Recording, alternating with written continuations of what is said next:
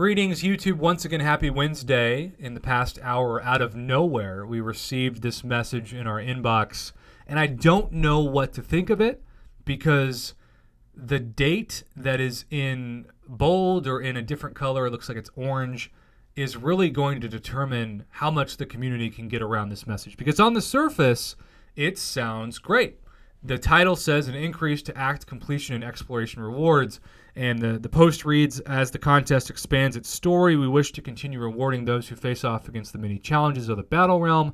With this in mind, we are happy to report that we will be increasing the rewards for completing Acts 1 to 4, as well as fully exploring Acts 1 to 3. I'm a bit confused why they're going to increase the completion rewards for Acts 1 through 4, but only the rewards for exploring Acts 1 through 3. Why wouldn't they just do an increase in rewards for exploring and completing the same acts? Why is Act 4 excluded from this essential rewards buff? But the second paragraph is where I get confused, and maybe I am just not reading this right. But let's read it together for those who have achieved this goal recently after December 13th, 2018, which I think was around the same date that they lowered the energy costs of much of the content.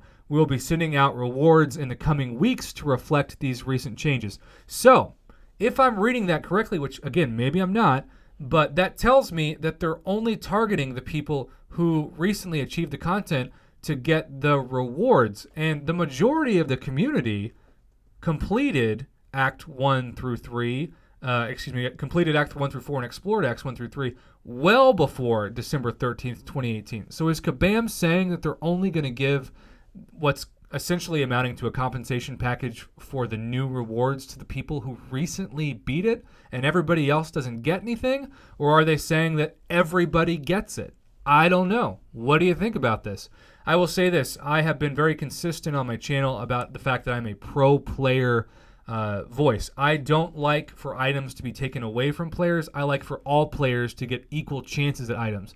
So my biggest complaint about Variant is that there was a handful of people who got the rank 3 to rank 4 rank up gems that were supposed to be for 2015 champions, but they were able to use them on anyone. And Kabam, knowing that they had some players exploit their bug, should have just left those items with the bug, quote unquote, intact, so that any player, whether or not they beat Variant in the first 24 hours like some did, or it took them 4 years later to beat it, would be rewarded with an equal chance for rewards. But what they did was the opposite of a pro player system. They ended up punishing all the people who didn't get it in the first 24 hours, thus really angering, understandably, the community. In this case, I can see it be a very similar reaction if they're only going to give these difference of rewards to people who have completed the challenge after December 13th, because that's such a small percentage of the community, not as small as the Variant stuff, but still a very small percentage. Whereas if they really wanted to slowly but surely gain some of the trust they've lost in a truly terrible week of decisions in the game, they would just say, hey, look, we're going to make the rewards better for completing Acts 1 through 4 and exploring Acts 1 through 3. Anyone who has explored or completed those will be getting those rewards regardless of what date it was that you beat them. It just makes sense, right? If you haven't beaten them yet, then you'll enjoy the new rewards, as you won't get the rewards until after they've been put in. And if you have beaten it at any point, I don't care if it was years ago or December 13th, 2018 and beyond, you get the same rewards. I don't understand a situation in which anything else makes sense. If you're only going to reward the people who recently completed it in the last 3 months, you're alienating, and dare I say, ticking off even more 95% plus of the community that has had Acts 4 completed and Acts 1 through 3 explored for a very long time. So I hope I'm reading this wrong. I hope I'm wrong. I hope that this date doesn't mean that everybody before December 13th, 2018 will not be able to count on messages in their inbox in the coming weeks reflecting the recent changes of the rewards. But I don't know. We'll have to see. Let me know your comments and thoughts below.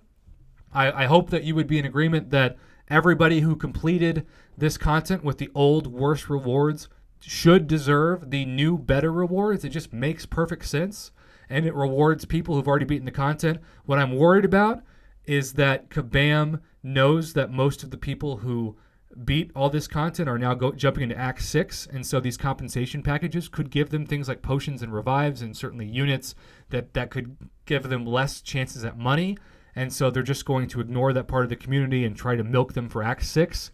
Again, I hope I'm wrong, but when I read this message, that's the first thought that pops in my head, and it's a very dangerous, slippery slope, once again, for a company that has burned so many bridges this past week. So let me know your thoughts on this. I'm a bit confused. I still am not really sure why December 13th, 2018 even matters as a date, because regardless of when you completed it, you should deserve the full rewards that are new as the increase of rewards is coming.